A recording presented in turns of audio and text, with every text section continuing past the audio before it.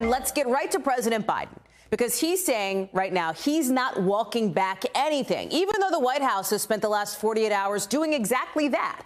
After the president in Poland this weekend said Vladimir Putin cannot remain in power. So here's how President Biden explained it at the White House today to our own Kelly O'Donnell. Listen. Did your words complicate matters? I'm not walking anything back. The fact of the matter is I was expressing the moral outrage I felt toward the way Putin is dealing in the actions of this man. But I want to make it clear, I wasn't then, nor am I now, articulating a policy change.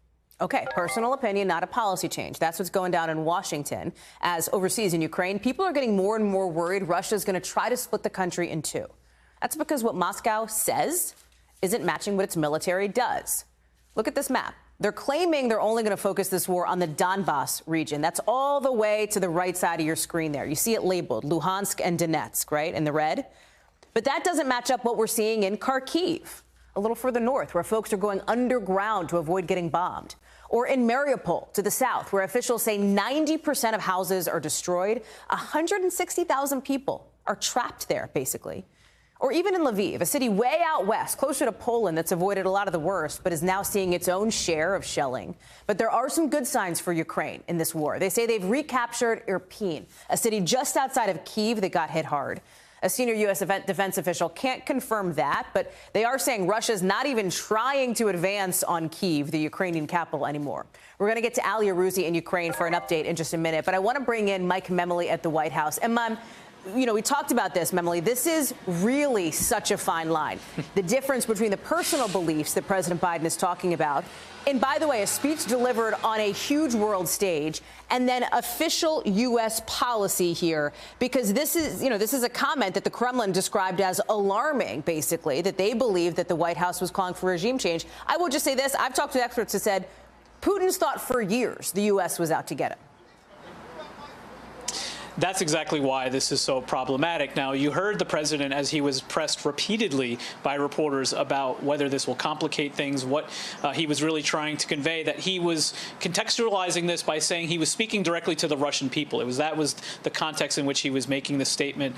It was interesting to hear the president devote so much toward the end of his speech toward the Russian people. But as we watch the White House clean this up and the president say he's not walking anything back, I'm reminded of several expressions I've heard the president, then candidate Biden, articulate very often. The first is that no one ever doubts I mean what I say. Sometimes the problem is I say all that I mean, and he did exactly that, getting caught up in the emotion somewhat in that speech to make a personal opinion public. The problem is the second expression, when he was contrasting himself with Donald Trump throughout the campaign. Biden so often said the words of a president matter. They can send a nation to war. They can bring about peace.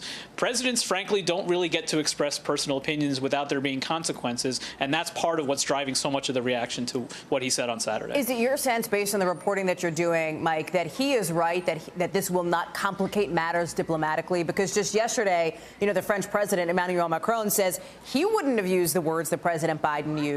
But at the same time, you've got the president today saying, hey, NATO is actually more united than ever, you know, despite these comments that he made.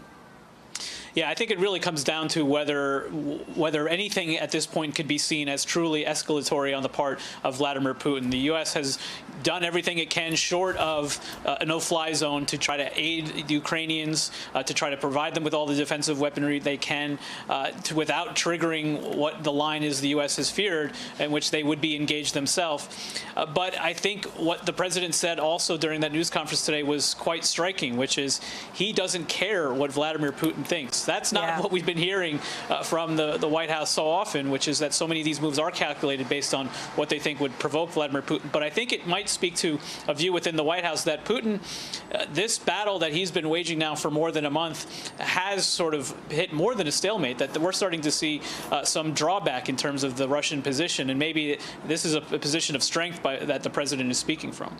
Mike Memoli outside the White House. Always good to have you, ma'am. Thank you for being with us. I want to go to Hallie in Lviv now. Hallie, to you, because you have these things happening simultaneously. On the one hand, the Ukrainian president, as we look ahead to the potential for peace talks between Ukraine and Russia, says he would consider talking about neutrality and declaring Ukraine neutral, which one of his former advisors told me today, you know, is kind of putting on paper what already exists. On the other hand, Coming to some kind of an agreement with Russia would mean taking the word of Vladimir Putin. And so far, when Moscow says, hey, we're not going to attack outside of this particular region, hasn't been true. That's right, Hallie. Well, the question of neutrality has been a central topic even before the Russians invaded this country, when they had 150,000 troops amassed on the border. They were saying that they don't want Ukraine to join NATO. They want some kind of guarantee that Ukraine is not going to join NATO. And Vladimir Putin's, Zelensky appears to be able to make a deal on that, because he knows joining NATO is off the table, that NATO is not going to allow them to join. So that's somewhere he's willing to negotiate with them. He says, you know, there can be compromises in the Donbass area, but there are not going to be any deals until the Russians agree to a ceasefire and they get their troops out of their country. Another thing that's going to complicate these matters are that Zelensky said that he's willing to do these things as long as he gets A, security guarantees from the West, and B, that he puts this to a referendum to his people who have fought so hard in this country against the Russians. And that could complicate things. I mean, firstly, what guarantees are there for Putin that that referendum, which would probably take a year given the situation here to vote on, would be voted on?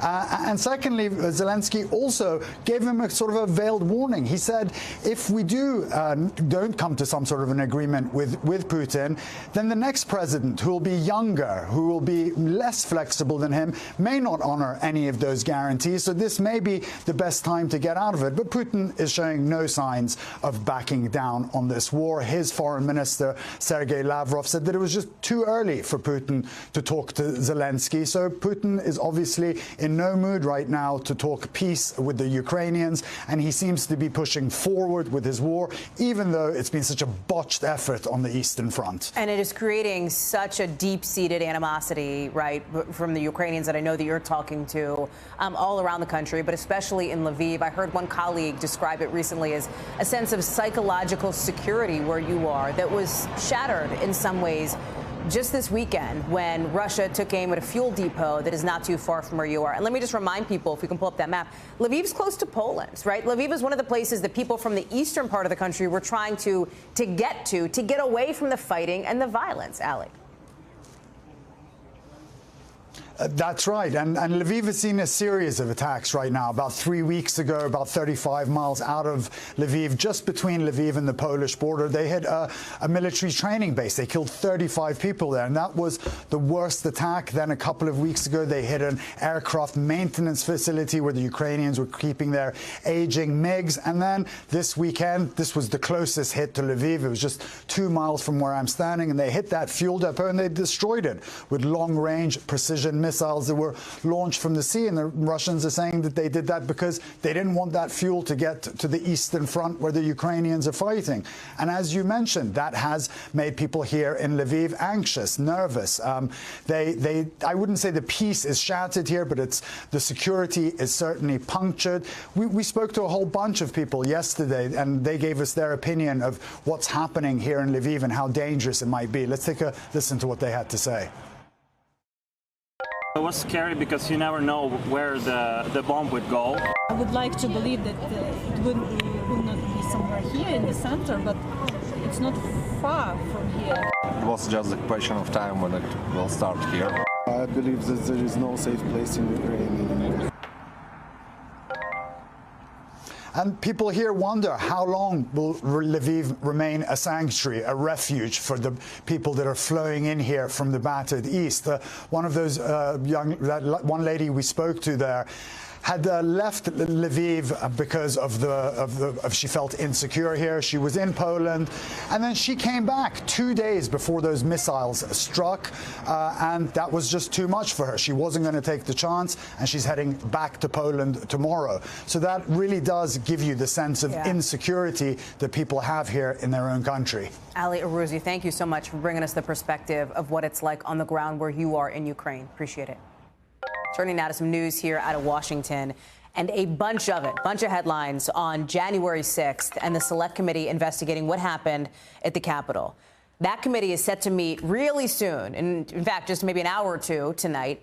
to talk about a couple of things. First, the two people you just saw on screen, two former Trump aides, and whether to formally charge them with contempt of Congress for not complying with subpoenas. But second, we understand here at NBC News, according to sources familiar with the matter, that the wife of a Supreme Court justice may end up brought in. That is a discussion that the committee will have to talk about these text messages that Ginni Thomas, the wife of Justice Clarence Thomas, exchanged with former chief of staff to then President Trump, Mark Meadows. I want to bring in Leanne Caldwell now to talk through all of this. And Leanne, let me take this in a couple of buckets, right? Let me start with this new bucket, if you will, as it relates to Ginni Thomas, right? And you and our team have some reporting here that the select committee will talk about whether they should haul her in, essentially, or at least ask her to come in to explain why she was essentially pushing the then chief of staff not to accept the results of the legitimate 2020 election.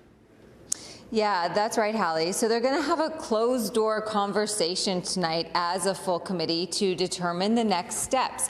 And this discussion was really elevated with the leak of these 29 text messages that Ginni Thomas sent to the former chief of staff, Mark Meadows, pushing him to keep up the fight and to overturn the last election. Now, there were some committee members who thought that, you know, Ginni Thomas's texts, yes, they're explosive, but they might not be central to this investigation, and so they just wanted to leave it at that. But other members of the committee, they really thought that this was critical, the fact that she was the wife of a Supreme Court justice, and so it looks like that position on the committee is likely to prevail, and it looks like the committee will ask to speak to her. But before that happens, they're going to talk about it and figure out next steps, Hallie. And even before that happens, and I think in an open session, Leanne, but correct me if I'm wrong, they're going to talk about these Dan Scavino and Peter Navarro, these two former top Trump aides who are now in front of the committee. Yeah, it'll be an open session. It'll be very similar to what we've seen before with Mark Meadows and Steve Bannon. And the reason they're doing this is because Scavino and Navarro had been either stonewalling or refusing to cooperate with the committee for months. The reason they want to talk to Navarro is because they say that his so-called Green Bay sweep was described as a last-ditch effort, last-chance effort to try to overturn the election. And as far as Scavino is concerned, the committee says that they know that he spoke with the former president several times on January 6th and helped to formulate the communication strategy leading up to and on January 6th. And so these are two people that they wanted to speak to, two people who are claiming executive privilege, and that that's why they're not cooperating. And so the committee is moving down the path that they went with, like I said, with Steve Bannon and Mark Meadows. There's also this other piece of news today, right? Unrelated technically to the committee, except for the fact that actually this federal judge out in California has essentially directed John Eastman, this attorney linked to former President Trump, to turn over a whole bunch of documents, right, that he was trying to hold back to the January 6th Select Committee. More than 100 documents to this panel. Eastman is one of the architects of the so-called big lie, right, this conspiracy theory that Donald Trump actually won in 2020. He did not. And in this judge's ruling, which is a civil ruling, by the way, not criminal, which is important, the judge said, quote, the court finds it is more likely than not that President Trump corruptly attempted to obstruct Congress on January 6th. Basically, that it is more likely than not that former President Trump and John Eastman broke the law. Again, not from a criminal case. That's important here, right? But it is definitely seems to be the kind of ruling that January 6th is going to be interested in, the committee. Yeah, absolutely, because it's likely to be that they're going to get these documents that they want. And this is just another instance of the court's ruling in favor of the January 6th Select Committee in multiple instances where the people were trying to withhold turning over information to the committee. Even the Supreme Court ruled, save for Clarence Thomas in that one case, that the Trump administration had to turn over documents. And so, you know, this is another win for the committee, who has been seeking documents from a whole host of people and information. And so regardless of the acknowledgement from the judge that the former president likely committed crimes, the fact that the committee is likely going to get these documents means good news for this committee, Hallie. Well, we're going to know in a matter of, I don't know, 4 hours or so, Leanne. I know it's going to be a late night for you on the Hill. Thank you for being there with us. We appreciate it. Turning now to Florida, because it is official. Florida Governor Ron DeSantis signing into law now what critics have called the Don't Say Gay bill. It's called the Parental Rights in Education Law. Again, now a law as of today. And it limits classroom discussion around sexual orientation or gender identity in public schools in Florida. It lets parents sue the school if teachers talk about LGBTQ plus topics with kids from kindergarten to third grade. And then after third grade, it also bans teaching, as the law says, in a manner that is not age appropriate or developmentally appropriate for students. Critics say that could be interpreted to extend to all grade levels. DeSantis is a Republican. He's running for re-election there. He's widely considered to be a potential 2024 presidential candidate. And this is him, surrounded by kids, you see, using some different pens to sign this bill into law and explain why he thinks it's necessary. We will make sure that parents can send their kids to school to get an education, not an indoctrination.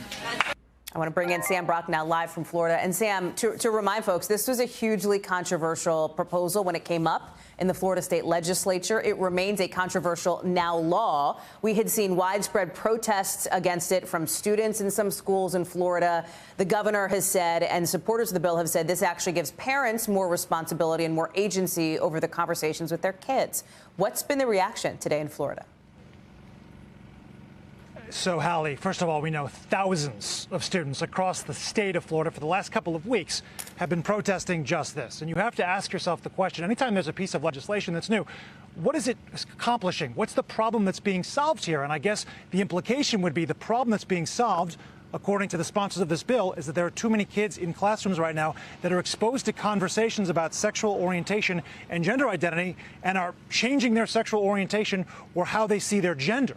And so if that's the narrative that people believe, then you can understand why there's so much criticism right now, as that's obviously been debunked from a scientific standpoint, but it does play very well in parts of Florida. Of course, it's going to depend on where you are in Florida. I'm in Broward County right now. Hallie, I just had a conversation with same-sex parents here who said that they brought their son, who's 12 years old, Blake, to kindergarten. Everybody knew that they were gay parents. They were embraced. There was a warmth there, but that might not be the same reception everywhere else in the state. But it's now at the highest level in Tallahassee, where they're feeling discrimination, not from their teachers, not from their classmates, not from the friends of their son, but from the lawmakers in the state. And the other problem here is they said this bill, they believe, will not remain in effect for very long. Eventually, it's going to go away. But the stink of it, the idea that Florida is sending the message to families all across the state that you are not welcome here because you are different, is going to have very long-lasting, damaging impacts. You talk about how high-profile this is, Sam. We saw jokes on the Oscar stage about this last night, right, at the Academy Awards. We've seen Disney come out now and talk about the concerns with this bill after getting some criticism for not initially having done so. There are people at the highest levels of power, the White House, et cetera, that are paying attention to what's happening where you are. The corporate aspect of this is so interesting, and we've seen this kind of thing play out already with the voting rights bill, or voting regulations, if you will, in Georgia, with corporations having to get involved, and, you know, the All-Star game being moved from Georgia out to Colorado because of all of the opposition. We saw it with the bathroom bill several years ago in North Carolina. And now here we are in Florida. Corporations are being forced, like Disney, whether they like it or not, into the middle of the fray. Because what happens is you have this massive multinational corporation that employs thousands upon thousands of people, and many of them are impacted by discrimination against the LGBTQ community, who are walking out. This happened all of the last couple of weeks in the middle of the workday to protest the CEO's hesitance in getting involved in the politics. The CEO had said, what we would like to do is show our acceptance and tolerance through our arts and through our movies, but that is not going to stand muster right now in 2022. So you have a duality right now where corporations are being forced into the fray, and also where the governor of this state and many other conservative leaders are looking for a fight. They want corporations to get involved so that they can use it for political capital. So all of that right now, this dynamic over the last couple of years has really changed when it comes to social issues like this. You make a good point, Sam, especially considering Governor DeSantis, as we said, and I think it's important to note here, really is speculated to be one of the leading people to be running for president in 2024. The political underpinning to this is a real one. Sam Brock, live for us there in Florida. We'll look for more of your reporting on Nightly tonight, Sam. Thank you. A lot of people here in the U.S. are facing a wild and dangerous week of weather. Snowstorms, tornadoes, wildfires. Take a look at this, actually. Whiteout conditions might have been behind this fiery crash and pileup. Ooh. involving at least 40 cars on a Pennsylvania highway today. This is so scary, and reportedly people are still trapped in some of those cars, even as we speak. You can see emergency crews are out there. They are trying to get them out. Officials have just confirmed 3 people are killed. They expect that number could potentially rise. That is just awful to see. It's happening as the Northeast is dealing with freezing temperatures. The South getting ready for maybe another dose of destructive tornadoes, some in spots that were hit hard already last week. On top of all that, you've got this cold front that could make the threat of fires even worse. 12 million people are under red flag warnings in states like Texas and Oklahoma. Al Roker is tracking all of this for us tonight. Al, we're glad to have you with us. What do we need to be looking at most urgently right now?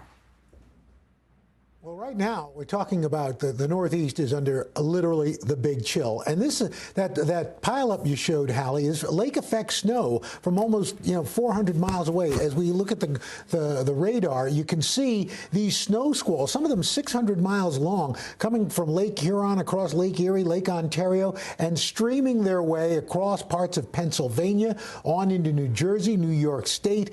That's going to die down later tonight. But then following that bitter cold air, I mean brutally cold with wind chills, it's going to feel like 2 in Burlington, 5 in Boston, 18 in Detroit, 16 of a wind chill tomorrow morning, Washington, D.C., far west of Chicago, 20 degrees. Now, what we're also watching is a severe threat Thursday night. 16 million people from Kansas City to San Angelo, tornadoes possible, damaging wind, hail. On Wednesday, it's an enhanced risk for 18 million people, that same area that got hit just about a week ago, on Wednesday, from Nashville, Evansville, Memphis, Alexandria, New Orleans, on into Beaumont, Texas, and then it moves into the Mid-Atlantic and parts of the Northeast on Thursday for 27 million people. Here's that system coming out of the Rockies, bringing snow there. Late day severe threat for the Central Plains. Now watch what happens early Wednesday morning into Thursday, into, I should say, a late Tuesday night into Wednesday. This is these aren't discrete storms. This is a line, a strong line stretching from the Great Lakes all the way down into Louisiana. Destructive winds, flooding, downpours. This line continues on Thursday, early Thursday morning into Thursday afternoon, moving into parts of New Jersey, the Carolinas for the risk. So we're going to be watching that really closely, Hallie. Rainfall amounts stretching anywhere from 1 inch to 2 inches from the Gulf Coast all the way up into the Great Lakes. Some, though, areas could see 3 to 4 inches in locally isolated spots, Hallie. And you didn't even mention the wildfire concern, Al, which is real for a lot of folks. Well, that's the problem with this cold front. We've got violent winds that are going to be firing up. So any spark is going to really bloom up. We're talking 12 million people stretching from the Rockies all the way down into Texas. Strong winds. They've had really dry conditions, warm temperatures, low humidity, and so that's going to be a big problem too for the next 24 hours. Al Roker, thank you for being all over it. We look forward to seeing from more of you tomorrow morning on the Today Show. Appreciate it. An FBI agent who was working undercover as Red testified the 2 men leading the plot to kidnap Michigan Governor Gretchen Whitmer were excited as they watched videos of explosives before going to scout her vacation home. We also learned today in that trial that the alleged plot by the 4 men involved of blowing up 2 bridges, not just one already talked about. Prosecutors say the men were upset over COVID restrictions at the height of the pandemic. What they didn't know as they were plotting, they say, was that they were being closely watched by FBI agents and at least 5 informants. The defense lawyers, on the other hand, say that it was those informants, those undercover agents, who influenced the men into the plot. Danny Savalos is here now. Danny, explain this and what we saw at a court today, which was really interesting. But why so much focus on the excitement around bombs? Because that is exactly the kind of evidence that a jury will see, and the amount of effort that goes into assembling the pieces of bombs, the ingredients, all of this information. There is just a lot of communication that the government is introducing to show that these defendants weren't just talking nonsense or speaking in fantasies, that they were really planning to go through with violence, according to the government. Defense. expected to start, I think, tomorrow after the prosecution wraps up, if that ends up being the timeline here. We kind of know where they're going, right? And we've seen them kind of point the finger at these undercover guys for pushing this plot. But we have these two other men that have already pled guilty in this case. They testified last week. Nobody was egged on by agents or informants. So what does that mean to the defense case that we're going to see here moving forward? That's rough, and that's pretty standard. I mean, an informant comes on to testify or a cooperating witness, and the defense lambastes them. Look, you're not here for your health. You're not here because you're a good person. You're here because you're in trouble, too, and you're singing for your supper. And the person who decides if you get your deal is sitting right over there in the government's chair. So it's pretty standard stuff. These witnesses are exactly the same. So in that sense, the defense knows what they're doing. The defense's challenge here is to essentially argue this is a kind of entrapment, even if that's not successful, then to argue, look, we didn't take that substantial step. Sure, we were playing with guns and doing all kinds of things, but we were just talking, and talk is not a crime. Danny Cevallos, I know you'll be watching that for us as it unfolds. Danny, thank you. El Salvador has declared a state of emergency. Why? Because of its homicide rate. 62 homicides were reported on Saturday alone. In one day, 62 people killed, the most violent day for that country in 3 decades. Police there say gang violence is what's behind that rise in crime. Number 2, a grand jury has indicted the man accused of trying to kill a Louisville mayoral candidate. Quintez Brown was charged for the attempted shooting of Craig Greenberg last month. Luckily, nobody was hurt, but Brown will be arraigned next month. Number 3, the Supreme Court says it'll take up a case over a law that deals with how pigs are raised. So if you care about where your pork comes from, listen up. There's this California law that makes it illegal to sell pork unless the animals are raised in certain conditions. But pork producers say that's not constitutional and hurts the industry. The court will rule on that at some point soon. Number 4, Qantas announced what it calls an ultra long-haul flight that goes direct from Melbourne to Dallas. The Australian airline says passengers can start flying this new route in December. It's 17 hours long. That's a long flight. It's the first time that a commercial airline has organized a nonstop flight between those two cities. Number 5, if you're in the market for some new jewelry, hope you have 20 to 30 million bucks available because the biggest ever white diamond is going to be sold at auction later this year. It is known as the Rock, 228 carats. Goes up for sale in May as part of Christie's Luxury Week. Again, 20 to 30 million. I mean, still to come. Some people are calling it the biggest fraud in a generation. You hear that? The biggest fraud in a generation. Billions of dollars meant for COVID relief spent on Lambos and Ferraris and a whole bunch of Teslas. We've got the jaw-dropping amounts spent on really nice cars and houses and more. Remember, your money, your taxpayer money, in a brand new NBC News investigation. Plus, panic in Shanghai, store shelves emptying out as China announces its biggest lockdown in 2 years. We've got that report right after the break.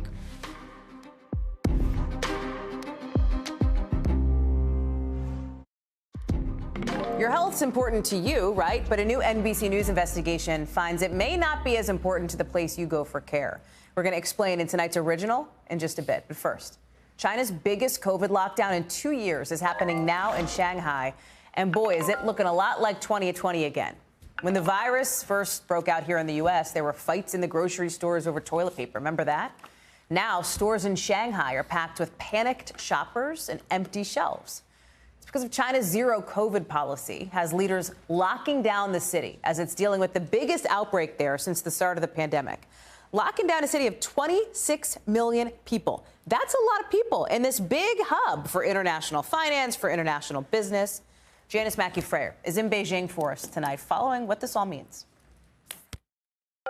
Hallie, this snap lockdown of Shanghai, China's biggest city, is meant to contain an outbreak of the variant known as stealth Omicron. These are mostly asymptomatic cases, but officials are now rolling out the most extensive COVID lockdown we've seen here yet. And this is Shanghai. It's the city's financial heart. It's arguably the country's most cosmopolitan city, and it's being divided for this 2-phase lockdown.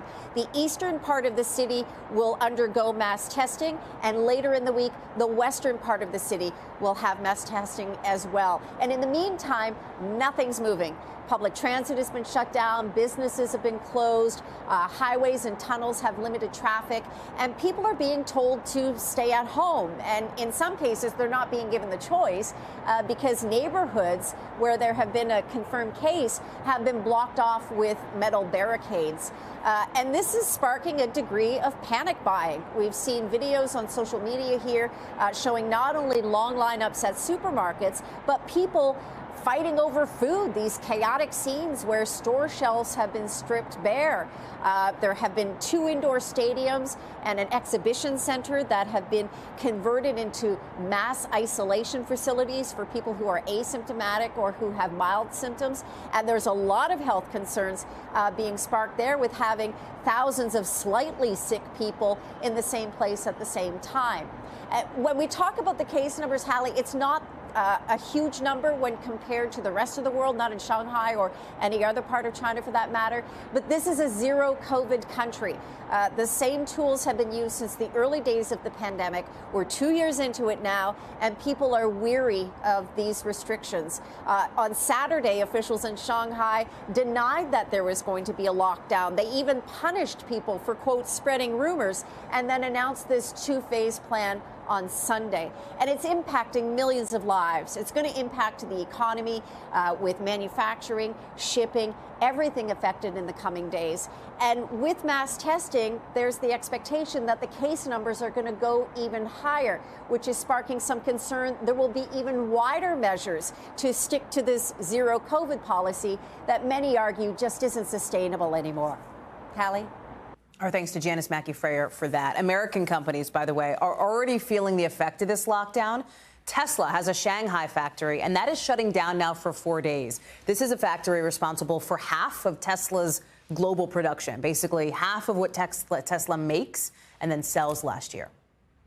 Now, to another exclusive story here at NBC News. Prosecutors calling it the largest fraud in a generation, right? Money that was meant to help people during the pandemic, the COVID relief plan known as PPP, instead used for something very different. Not help from COVID, not relief from the virus, but for really nice cars, Teslas, Lambos, luxury vacations, a whole lot more. This is on top of the hundreds of billions believed to have been stolen from the COVID unemployment relief program, which is different from the PPP. Ken Delanian is joining me now on this story. Ken, this is so, I think, upsetting for people because, again, I have to, if you are watching this and you live in this country and you pay taxes, right, if you're, this is your money. Like, this is your actual money. $80 billion that the government handed out for COVID relief, you're finding, was not actually used for COVID relief. It was for swag? And it was as easy as filling out a form. That's how easy it was to steal this money. And people just lied on the form. They lied on the form. They created fake companies and ghost employees, and nobody checked. Why not? Because the Trump administration believed that they had a choice between security and speed. They couldn't have both, and they needed to get the money out. It turns out that was a false choice. We're all paying the price for it. I stood in front of a single-family home in the middle of Miami that a couple claimed was a farm, and they got $1 million. Had anyone just bothered to drive out there, they would have seen that it wasn't a farm. Multiply that times 1,000, and people stole real money. There's a software engineer. I mean, some of these people were career criminals. Others were just regular middle-class folks who got lured by the easy money. There's a software engineer who worked a few miles from here, accused of stealing $17 million. And he bought a Tesla. Like you said, a lot of these people bought Lamborghinis, Ferraris, mansions. Wow. It's incredible. So what you're saying is the government essentially had this choice. You call it a false choice, but basically it was like, okay, we're in the middle of this horrific pandemic. Yeah. We got to pump money to the people now. Because some people, by the way, desperately needed this money. For some people, this was literally life-saving money, right? But then for these, I mean, can we call them criminals? We can, if they've been, once they've been convicted. How does that process go? Have people been charged in this? So this is the sad thing, right? The government has secured 178 convictions so far in an epic wave of criminality. One prosecutor admitted to us candidly, one federal prosecutor, that most of the people who did this will get away with it because there aren't enough FBI agents in the country to go after all this. They have to have a threshold. They're really only going after the big fish, the people who stole millions of dollars. And you know, they've gotten some big prison sentences. There was this California couple who sold $20 million. If you remember, they fled, they absconded, they left their children, went overseas. After they were convicted, they were eventually caught. He got 17 years, she got 6 years. But these are the poster children, the exceptions. Many of the regular folks who did this will get away with it. And what's new that you're finding out now tonight that you're reporting on is the scope of this, right? And the idea that, as I know some experts are telling you, this is the biggest fraud in a generation. Yeah, this has sort of been unfolding in plain sight. There's a lot of other stuff going on. There's a war, obviously, but this is a really important story that I feel like has not gotten the attention it deserves. And, you know, the Biden administration has done a lot to tighten things up on their watch.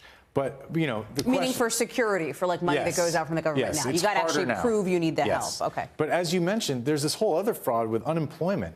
And that could be as high as $400 billion. And a lot of that money, Hallie, went to overseas criminal groups in Nigeria and Russia. And that's gone forever. It's unrecoverable. And there needs to be some accountability, frankly, and some lessons learned so that this never happens again. Are there lessons learned? The people that you're talking to, are they learning that there are lessons from this? Well, one of the things is experts told us, look, companies like Amazon, they deal with speed and security every day. You know, we buy stuff online and we know... Like it's not impossible to have both. Exactly. Yeah. And there was just a decision made here by the Trump administration, frankly, to shovel the money out the door to these third-party lenders who were told, basically, don't try to verify the application, just give them the money. Again, at a time of urgent need for a lot of people in this country, you know? Yes. For these folks, though, is a Lambo an urgent need? I don't know. A Ferrari, a mansion. Tough to make that case, Ken Delaney. I'm just speaking the truth, you know what I mean? So, Ken Delaney, thank you so much. Thank you, Hallie. Appreciate it. Glad to have you on. We're going to have more on this story and the rest of Ken's reporting on Nightly News all week long. We want to bring in out tonight's original right here with in-depth reporting on a topic we've been watching. The number of Americans who go to emergency rooms is on the rise. And you know those visits are not cheap. One study from 2017 found they cost all of us some $76 billion a year. And with big profits like that on the table, an NBC News investigation finds private equity firms are increasingly getting involved more and more. These are firms that basically invest in businesses with the goal of making more money, generating big returns on relatively pretty short timelines. Critics say sometimes at the expense of patients. And as more of them get into healthcare, some say they're putting profits ahead of people. Vicki Nguyen has the story.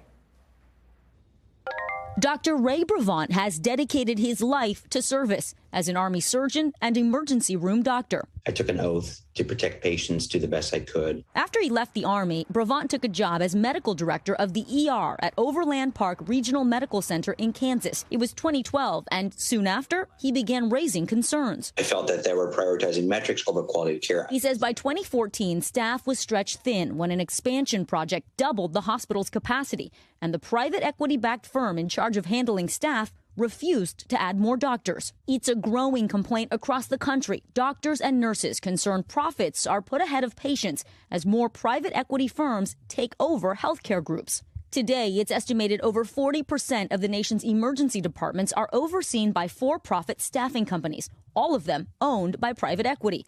These Wall Street firms look for a return on their investments on a shorter timeline. And academic researchers tell us the largest profits are often in the ER. How does that affect patient safety? What I was concerned with is having an adequate time to do the job properly. As our volumes grew and the popularity of our ER grew and our responsibilities grew, it became clear to us that my physicians were being asked to be in 3 places at once. Brevant says that wasn't the only problem. He says doctors and nurses were expected to improve metrics by admitting more patients without adequate exam time or bed space. You want your doctor to be the advocate for you. And if they have this business interest over their shoulder, they may not be able to make the best decision for you. Dr. Robert McNamara is the chair of emergency medicine at Temple University. He's also the chief medical officer of a group representing about 8,000 emergency doctors nationwide. Do you think private equity firms should be in the business of medicine? Certainly not in emergency medicine. You're having people that are seeking to make a significant profit off of healthcare. There are laws on the books to prevent the corporate practice of medicine. Are they not being enforced? No, they're not being enforced. McNamara says state attorneys general rarely prosecute these types of cases, and doctors often don't speak up for fear of losing their jobs. And these are billion-dollar companies that you're fighting. You're fighting Wall Street. Ray Brevant was ultimately fired in 2017 after raising his concerns, By then, the company that controlled his unit staffing was no longer owned by private equity, but by a for-profit publicly traded company. In 2017, he filed a wrongful termination lawsuit against the staffing company's subsidiaries. His former hospital was not named in the suit, and the private equity firm did not respond to NBC News. A year later, the company was back in the hands of another private equity firm. Brevant was eventually awarded $26 million. I had to be the guy that stepped up and said, this is wrong, but there's a principle behind why I'm doing this. In a statement to NBC News, the staffing company Envision Healthcare, whose unit employed Brevant and continues to be private equity owned, says in part, Envision is compliant with state laws and operates with high ethical standards that put patients' health and safety first. The concern raised by Dr. Brevant was related to a hospital policy, not an Envision policy, and predates Envision's current leadership team. I want this system to change. I want people to believe that they can effectively change this system, even though it feels enormous. Vicki is with us now. Vicki, it's such, I think, an important look at this issue. And you reference it in the story there, that there are laws against this. 30 states have laws against what's known as the corporate practice of medicine that would, stop these for-profit companies from running medical care. So if you're a patient in the hospital, what are you supposed to do, right? What should you ask your provider? What should you do if you're worried about the level of medical care that you're getting? Hallie, don't be afraid to ask your doctor questions like, who do you work for? Are you owned by a private equity firm? Are you owned by a physician group? There's nothing wrong with asking for transparency and knowing who is in charge. Now, if you are concerned about the quality of your care or maybe the care of a family member or a loved one, absolutely report that to your hospital board, as well as your local lawmakers. And Hallie, there may be some changes coming. In California, a lawmaker has introduced a bill there that would, in part, require medical facilities to get consent from their medical staff when they're making policies. So the idea is increase the communication between the people who are in charge and the people who are actually providing that frontline care, and hopefully patient care goes up. Hallie? Vicki Nguyen, we're so glad to have you and this investigation with us here on the show tonight. Thank you very much. Appreciate it. NBC News covers hundreds of stories every day, and because you couldn't possibly read or watch or listen to them all, our bureau teams have done it for you. This is what they tell us is going down in their regions in a segment we call The Local. From our West Coast Bureau, grocery workers in Southern California have voted to authorize a strike against some big supermarket chains. We're talking about 47,000 people who could walk off the job at places like Vons. Contract negotiations are supposed to pick back up again this week. The union says it'll decide on next steps if bargaining breaks down again. From our Northeast Bureau, New York City Mayor Eric Adams is reportedly looking at a new way to crack down on crime. His team is apparently in talks with makers of drones to try to get that tech to the NYPD. They're supposed to prevent crimes with features like flashing lights and voice warnings. Also from our Northeast Bureau, KYRIE Irving is back at Barclays in Brooklyn. The NBA star playing his first home game of the season last night, his first time on that court in nearly 10 months. Irving, remember, is not vaccinated and was not allowed to play under New York's mandate for athletes that has now been lifted. That does it for us this hour. It's been a busy one. We'll have more for you here tomorrow, same time, same place, on this show right here on NBC News Now. See you in a bit, gang. Thanks.